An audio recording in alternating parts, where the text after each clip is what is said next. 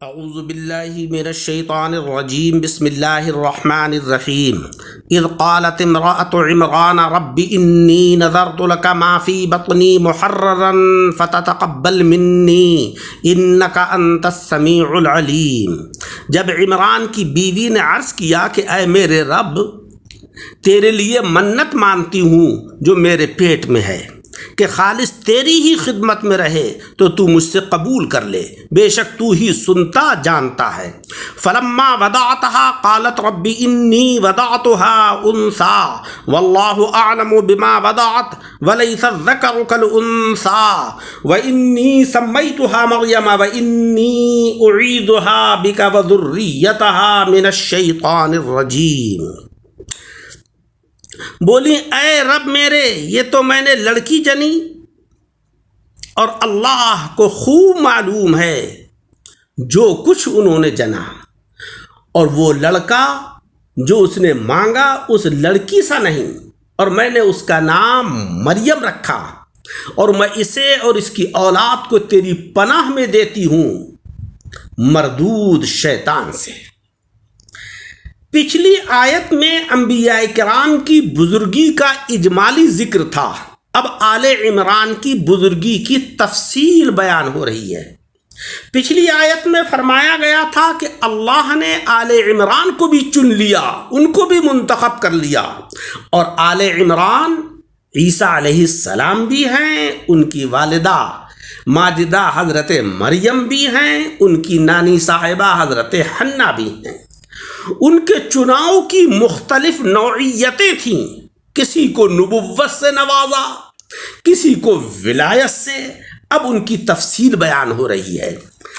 اللہ تبارک و تعالی نے جناب نبی اکرم صلی اللہ علیہ وسلم سے فرمایا کہ وہ وقت یاد کرو اور انہیں سناؤ جو بنی اسرائیل ہیں، جبکہ عمران کی بیوی حنہ نے حاملہ ہو کر بارگاہ الہی میں عرض کیا کہ اے مولا، چونکہ تو نے مجھے نا امیدی کے بعد اولاد کی امید دکھائی، اس لیے میں نظر مانتی ہوں کہ جو کچھ میرے پیٹ میں اولاد ہے وہ بیت المقدس کی خدمت کے لیے وقف ہے، نہ میں اس سے اپنی خدمت لوں گی نہ گھر کے کام کاج۔ اے مولا، یہ میرا حقیر ہدیہ اپنے فضل و کرم سے قبول فرما لے۔ تو میرے کلام کو سننے والا اور میری نیت اور اخلاص کا جاننے والا ہے۔ وہ لڑکے کی امید پر بڑی خوش و خرم تھی کہ بیٹا پیدا ہوگا اور وہ بیت المقدس کی خدمت کرے گا، لیکن جب وقت ولادت آیا اور حضرت مریم پیدا ہوئیں تو حضرت حنہ حیران رہ گئیں اور عرض کرنے لگیں کہ الہی یہ کیا ہوا، میرے تو لڑکی پیدا ہو گئی، اب میں اپنی نظر کیسے پوری کروں گی؟ اللہ رب العزت کا ارشاد عالی ہے کہ اے حبیب مکرم صلی اللہ علیہ وسلم، یہ حنہ کیا جانے کہ لڑکی کیسی ہے، یہ تو رب ہی جانتا ہے کہ وہ لڑکی کس درجے کی ہے، کس معیار کی ہے۔ لڑکا اس لڑکی کی طرح نہیں ہو سکتا ہے۔ انہوں نے یہ بھی عرض کیا کہ اے مولا، چونکہ ان کے باپ تو پہلے ہی وفات پا چکے ہیں، یعنی حضرت مریم کے والد حضرت عمران پہلے ہی وفات پا چکے ہیں، اس لیے میں ہی ان کا نام مریم رکھتی ہوں۔ مریم کے معنی ہے عابدہ، عبادت کرنے والی، اور میری نیت یہ ہے کہ یہ بیت المقدس میں رہ کر تیری عبادت کریں تاکہ بقدر طاقت میری منت پوری ہو جائے۔ اے مولا، چونکہ میں انہیں اپنے سے الگ بیت المقدس میں رکھوں، اس لیے میں اس کو اور اس کی اولاد کو تیری پناہ میں دیتی ہوں کہ تو شیطان سے بچا اور اسے صالح اور پرہیزگار بنا دے۔ عزیزوں، بیٹے کی دعا اور خواہش کرنا یہ حضرات انبیاء کرام کی سنت بھی ہے اور حضرات اولیاء کرام کا طریقہ بھی ہے۔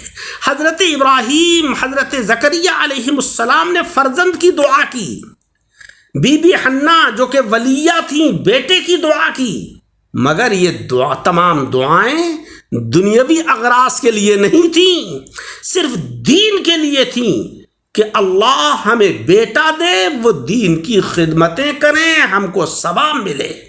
جس طریقے سے دوسرے کاموں میں اخلاص ہو تو یہ برکت ہوتی ہے، اور اگر ریاکاری ہو تو بے برکتی ہوتی ہے۔ ایسے ہی طلب اولاد اگر دین کے لیے ہو تو اولاد برکت والی ہوتی ہے، اور اگر دنیا کے لیے ہو تو نہ عذاب نہ ثواب۔ اور اگر اولاد بری نیت کے لیے ہو کہ صاحب ہماری اولاد ہوگی، بیٹا ہوگا تو ہم اس کو بدماش بنائیں گے، اس کو ہم جو ہے دوسروں کا مقابلہ کرنے کے لیے طاقتور انسان بنانے کی کوشش کریں گے، تو یہ بری نیت کے لیے ہے، تو یہ نقصان دہ ہے۔ حضرت مریم کی یہ عظمتیں بی بی حنا کے اخلاص کی برکت سے تھیں۔ معلوم ہوا کہ ماں باپ کا اخلاص اولاد کے کام آتا ہے۔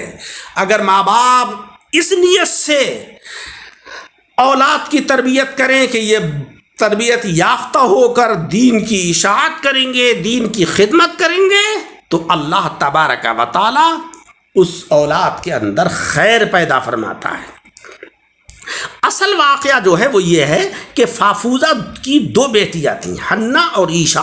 حنا عمران کے نکاح میں آئیں اور عیشا حضرت زکریا علیہ السلام کے نکاح میں۔ یہ دونوں بہنیں لاولد تھیں، ان کی کوئی اولاد نہیں تھی، یہاں تک کہ انہیں بڑھاپا آ گیا اور اولاد سے مایوس ہو گئیں۔ ایک دن حضرت حنا جو کہ حضرت مریم کی والدہ ہیں، انہوں نے ایک چڑیا کو دیکھا کہ وہ اپنے بچے کو دانہ کھلا رہی ہے۔ آپ کے دل میں اولاد کا شوق پیدا ہوا اور دعا کی کہ الہی یہ چڑیا بچے سے اپنا دل بہلا رہی ہے، مجھے بھی ایک فرزند دے دے جو میرے دل بہلانے کا ذریعہ ہو۔ اسی وقت جو ہے وقف کی منت مان لی یا حمل کے بعد، غرض کہ یہ دعا مانگنا تھی کہ انہیں حیض جاری ہوا، حیض سے فارغ ہوتے ہی حاملہ ہو گئیں اور اپنے شوہر عمران سے کہنے لگیں کہ میں نے یہ نظر مان لی ہے کہ میرے بیٹا پیدا ہوگا تو میں بیت المقدس کی خدمت کے لیے اس کو وقف کر دوں گی۔ حضرت عمران نے کہا کہ تم نے یہ کیا کیا؟ اگر لڑکی پیدا ہو گئی تو کیا کرو گی؟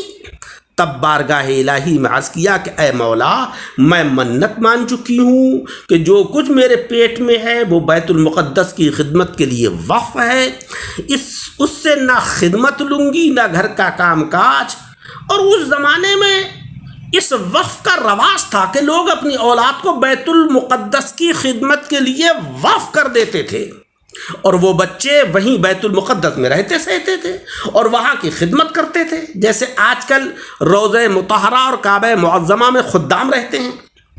اسی طریقے سے، اسی قاعدے سے آپ نے منت مانی اور خوش تھیں کہ جب میری دعا پر رب نے مجھے یہ امید دکھائی ہے تو بیٹا ہی پیدا ہوگا، کیونکہ میں نے بیٹا ہی مانگا تھا۔